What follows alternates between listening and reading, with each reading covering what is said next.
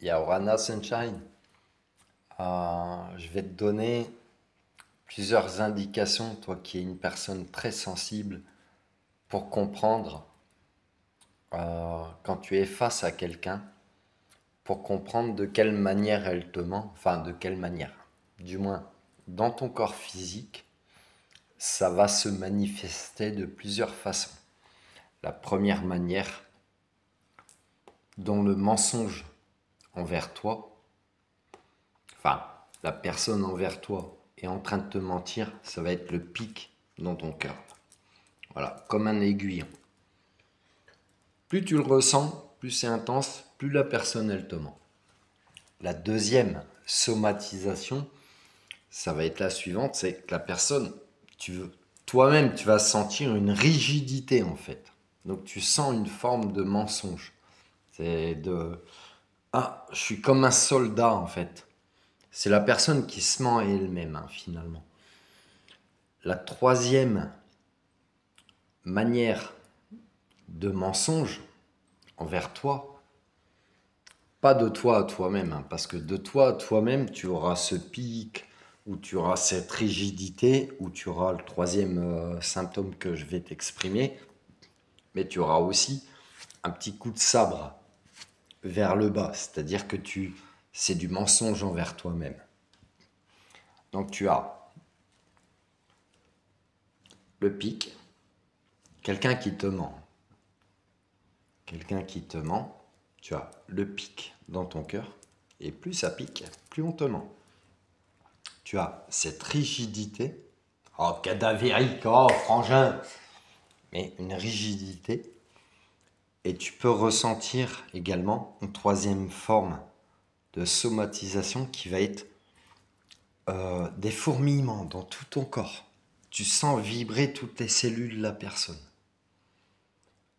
Parce qu'elle est ramenée à elle-même en fait. Tu es en train de lui refléter, toi en tant qu'Eyoka, en tant que miroir émotionnel, tu es en train de lui refléter en mode miroir ses mensonges. Et du coup, ces papillonnements, ça peut être, sois vraiment vigilant parce que quand tu as affaire à des empâtes sombres, tu vas ressentir cette vibration-là et tu vas te dire, ah, c'est de l'amour ou... Non, non, non, non. C'est que la personne, elle se ment à elle-même. Donc si elle se ment à elle-même, indirectement, elle est en train de te mentir. Voilà, ça te parle ou pas? Et on apprend à chaque instant. On apprend à chaque instant. Tu sais, dans mon parcours, dans mes voyages là depuis plusieurs années, j'ai rencontré énormément de personnes. Énormément. J'ai rencontré un grand nombre de personnes différentes. C'est ce qui me permet d'écrire et de te retransmettre les ressentis corporels que j'ai pu avoir et les compréhensions que j'ai pu avoir avec les interactions avec ces personnes. C'est pour ça que je te le retransmets. Je te le retransmets pas comme une vérité absolue. Ça te parle ou pas? Prends soin de toi, Sunshine. Love you. Et tu vois la vibration, ou même des fois les pseudo-papillons. Les pseudo-papillons dans ton ventre. Tu peux ressentir l'amour que quelqu'un a pour toi. Ah, ça c'est un quatrième, tu vois. Tu as les vibrations, tu ressentiras la personne trembler en fait, vibrer de toutes ses cellules. Parce que tu es en train de lui révéler les mensonges qu'elle se raconte à elle-même. Et puis tu as finalement une quatrième forme de mensonge à soi-même, c'est les papillons dans le ventre. Et c'est une forme d'illusion, d'amour. Parce que la personne, elle a une perception erronée de l'amour. Fais bien la différence entre ces quatre ressentis-là. Et toi aussi, fais bien la différence avec toi-même, ta perception de l'amour. elle sera sûrement différente. Ta perception de l'amour sera sûrement différente de ces 4 somatisations-là, c'est-à-dire du pic, donc mensonge. Et le mensonge, tu peux avoir aussi le nez qui s'allonge quand tu regardes la personne, tu peux le voir inscrit sur sa personne, tu peux ressentir ses papillons dans le ventre, tu peux ressentir toutes les cellules vibrer de la personne. Mais c'est une forme de mensonge. Et puis l'autre, j'ai oublié. Enfin, je te l'ai dit, voilà, je t'invite à retourner en arrière dans la vidéo. La somatisation. Mais toutes ces somatisations-là te donneront une indication sur la sincérité des intentions de la personne. Et est-ce que c'est de l'amour ou pas? Pose-toi des questions. Pose-toi des questions. Quand tu vas être dans l'amour, vraiment dans l'amour, toi envers quelqu'un, ou la personne envers toi, tu vas ressentir une chaleur sur ton chakra cœur, sur ton plexus solaire.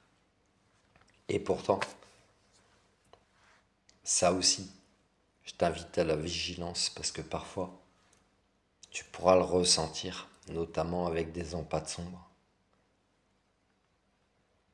Ou comme tu rentres dans leur bonne grâce, c'est-à-dire quand tu rentres dans leur mood, tu vas sentir que tu leur fais du bien. Et après, c'est à toi d'observer les signaux, c'est-à-dire si tu commences à être fatigué, à avoir mauvaise mine, ou qu'il y a des impacts dans ta vie relationnelle, professionnelle, sentimentale, que tu te sens fatigué, que tu te sens pas bien. Ah, en fait, cette pseudo-lumière, la fausse lumière, ce qu'on appelle, ah oui, tu ressens, mais tu ressens le bien-être de l'autre. Mais toi, ton bien-être, il est où? C'est un échange. Tout ce qu'il y a énergétique, tout ce qu'il y a même dans la vie matérielle, c'est toujours un échange. Le donner, le recevoir. Si tu donnes à ton détriment et puis que tu finis décrépit, pose-toi des questions. Si tu donnes et que tu reçois en échange, c'est ok, mais sois quand même vigilant aux intentions qui te sont envoyées. C'est-à-dire que tu peux donner et recevoir, mais ce que tu reçois, ça peut être des attentes et des projections. Donc des intentions qui ne sont pas de l'amour finalement. Et t'as vu, c'est un bordel pour faire le tri. Ah ouais, c'est pour ça que j'écris pour toi, t'inquiète. T'inquiète, paupiette, mouflette, bichette en rouflaquette. On fait le tri. Donc je t'encourage à apprendre à faire le tri sur tout ce que tu ressens, sur vraiment tout ce que ton corps te transmet aussi. Voilà. Love you, sunshine. Et au tome 4, en cours d'écriture.